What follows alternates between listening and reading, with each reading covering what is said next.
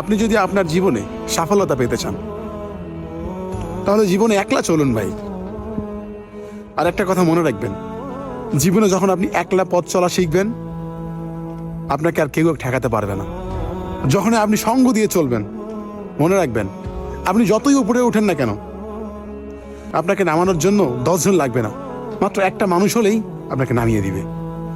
তাই জীবনে ভালো কিছু করতে গেলে, ভালো কাজে সাফল্য হতে গেলে আপনাকে একলা চলতে হবে। আর বিশ্বাসটা সবসময় নিজের উপরে রাখতে হবে, কোনো মানুষের উপর রাখা যাবে না, আর উপরে আল্লাহর উপর রাখতে হবে।